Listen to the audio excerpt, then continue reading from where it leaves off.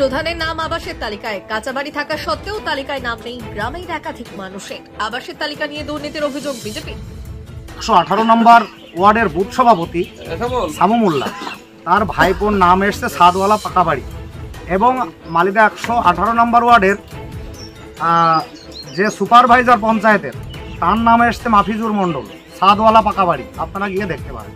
উত্তর 24 পরগনার বাগদার বয়রা পঞ্চায়েতের আবাস প্লাসের তালিকা থেকে নাম বাদ গেল একাধিক পরিবারের। অভিযোগ, কাঁচা বাড়ি থাকা সত্ত্বেও তালিকায় নাম নেই। অন্যদিকে যাদের পাকা বাড়ি তাদের তালিকায় নাম রয়েছে। সেই তালিকা নিয়ে দুর্নীতির অভিযোগ এনে সরব হল বিজেপি। তাদের অভিযোগ, বয়রা পঞ্চায়েতের প্রধান সুষমা মণ্ডল তার ইটের বাড়ি থাকার সত্ত্বেও তালিকায় নাম রয়েছে তৃণমূলের বুথ সভাপতির ভাইপোতে। এমনকি কলকাতা পুলিশে কর্মরত এক ব্যক্তির নাম রয়েছে। সকলের পাকা বাড়ি, কিন্তু গ্রামে যাদের কাঁচা বাড়ি তাদের নাম তালিকায় নেই। তো কি বলবো দাদা, আজকে কথা বলতে গেলে না নিজের খারাপ লাগে। এই সমস্ত যাদের বাড়িগুলো আজকে আমি দেখছি, তো আমার নিজের চোখের জল বেরিয়ে যাচ্ছে। সে অঞ্চল প্রধান, তার পাকা বাড়ি, টিএমসি সুপারভাইজার, তার পাকা বাড়ি, ক্যালকাটা পুলিশের চাকরি করে, তার পাকা বাড়ি, তারা বাড়ি নিচ্ছে। আর যারা আদৌ পাওয়ার নিডি লোক, তাদের বাড়ি নেই। আজকে অঞ্চল প্রধানের নাম স্বয়ং এই পার্টের লিস্টে বাড়িতে, তার বাড়ি কিন্তু এখানে না, তার বাড়ি পুরুলিয়াতে। তার নামটা ঘরটা নেওয়ার জন্য সে এখানে চলে এসছে। এই হচ্ছে এই অঞ্চল প্রধানের কালচার। আমাদের বয়রা পঞ্চায়েতে যে আবাস যোজনা নিয়ে যে দুর্নীতি চলছে, আমরা দুর্নীতির বিরুদ্ধে পথে নেমেছি।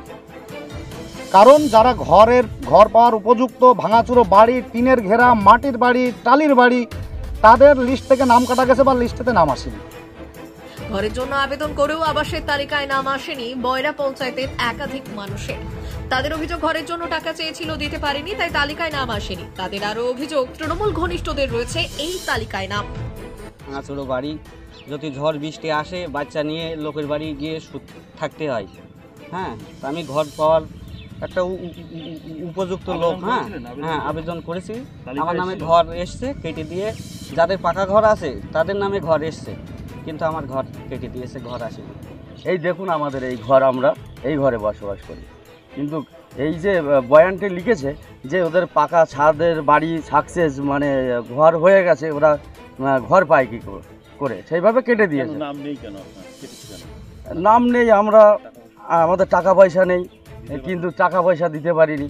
যারা টাকা পয়সা দিয়েছে তাদেরই এসছে ঘর। আমাদের কাছে মানে চাইছিল, তা আমরা কোনো অ্যালাউ করিনি। যে মানে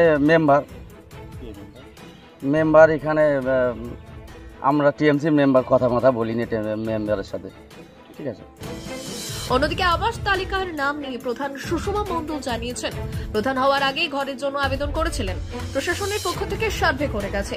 আধিকারিকরা আমার অবস্থা বুঝে তারা মনে করেছেন, তাই তালিকায় নাম এসেছে। যে আমার ঘরের লিস্টে মালিদাতে নাম আছে। প্রথমেই 18 সালে যখন ইনকোয়ারিটা হয়, তখন 18 সালে ইনকোয়ারিতে আমার মালিদাতেই নামটা পাওয়া যায়, যে শ্যামপ্রসাদ মণ্ডল আর শশীধর মণ্ডল। এখানে আমি যতটা জানি যে নাম থাকলেই হয় না, কিন্তু আধার নাম্বারের সঙ্গে তার সেটিং করা থাকে। এবার সেই সূত্রে আমি জানি, আর সেই সূত্রে আমার আধিকারিকরা আমার অবস্থা বুঝেই নামটা রেখে দিয়েছিল। না, আমি প্রধান ছিলাম না, আমি এই 1.5 বছর প্রধান হয়েছি। সেই সূত্রেই আমি ঘরের লিস্টে আধিকারিকরা সেইভাবেই যে পাওয়ার যোগ্য হিসাবে আমার নামটা আছে। এ বিষয়ে বাগদা ব্লক সমষ্টি উন্নয়ন আধিকারিক প্রসূন প্রামাণিক বললেন, বয়রা পঞ্চায়েতের প্রধান যথেষ্ট গরিব। তার বাড়িতে দুর্বল 4টি পাকা দেওয়া আছে। 4টে দেওয়া থাকলেই নাম বাদ যাওয়া উচিত, তেমন সরকারের নির্দেশ ছিল। তবে মুখ্যমন্ত্রী মানবিক দিকটাও দেখতে বলেছেন। আমরা দেখেছি প্রধান সত্যি দরিদ্র। মুখ্যমন্ত্রীর কথা অনুযায়ী ও সরকারি নির্দেশ মেনে তার নামটি তালিকায় রাখা হয়েছে। পুলিশ কর্মীর ঘরের তালিকায় নাম নিয়ে যে অভিযোগ, সেটা তার ভাইয়ের নামে ঘর এসেছে। তার ভাই যথেষ্টই গরিব। আর অন্য যেসব অভিযোগ আছে সেগুলো খতিয়ে দেখা হবে বলে জানিয়েছেন তিনি। গ্রাম পঞ্চায়েতের প্রধান যথেষ্টই গরিব, সে নিয়ে কোনো প্রশ্নই নেই। তার দুর্বল 4টে পাকা দেওয়াল আছে, অনেক খাটাখাটনি করে উনি করেছিলেন। এবার 4টে দেওয়াল থাকলে তার নামটা বাদ যাওয়া উচিত, কারণ গভর্নমেন্টের অর্ডার ছিল সেরকম।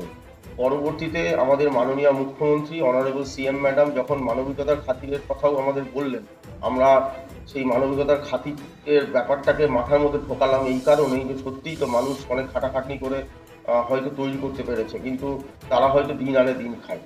তো সেক্ষেত্রে যখন দেখলাম যে বয়রা গ্রাম পঞ্চায়েতের প্রধান নিজে সত্যিই অত্যন্ত দরিদ্র, তখন আমাদের মাননীয় মুখ্যমন্ত্রী ম্যাডামের কথা অনুযায়ী গভর্নমেন্টের অর্ডার মেনে আমরা তার নামটাকে এলিজিবলের লিস্টে রাখি। আর যেটা বলছেন বয়রা গ্রাম পঞ্চায়েতের এক পুলিশ কর্মীর কথা বলছেন, সে খবরটা আমি পেয়েছি। তার আত্মীয় বলে তার ভাই পেয়েছে আর কি, ঘর এলিজিবল লিস্টে তার নাম আছে, সেই পুলিশ কর্মীর ভাইয়ের নাম। তো দাদা পুলিশ কর্মী অবশ্যই, কিন্তু তার ভাই যথেষ্টই গরিব। আপনারা যদি ফিল্ডে যান তাহলে দেখতে পাবেন। ওই এলাকার মালিদার তৃণমূলের যে বুথ সভাপতি আছে তারা একটা অভিযোগ করছে আমার কাছে এই কমপ্লেনগুলো এসছে, সেগুলো যথাযথ ডিসপোজাল হবে। যদি দেখা যায় যে সত্যি তারা বড়লোক, তাহলে সেক্ষেত্রে গাইডলাইন মেনে যা করা সেগুলোই করা হবে। সেই গ্রাম সভায় আমরা যখন তালিকা ফেলি, তার ভিত্তিতে উপযুক্ত এবং অনুপযুক্তদের তালিকা বিচার করার পর বিভিন্ন কমপ্লেন এসেছিল। সেই কমপ্লেনে যদি এদের নাম থাকে যে উপযুক্ত হওয়া সত্ত্বেও অনুপযুক্তের লিস্টে এদের নামটা চলে এসেছে, তাহলে সেক্ষেত্রে আমরা 10 তারিখের মধ্যে ফিল্ড এনকোয়ারি পুনরায় করেছিলাম। যদি সত্যিই দেখা যায় তারা উপযুক্ত, আপনি যেরকম বলছেন, তাহলে তারা অবশ্যই ঘর পাবে।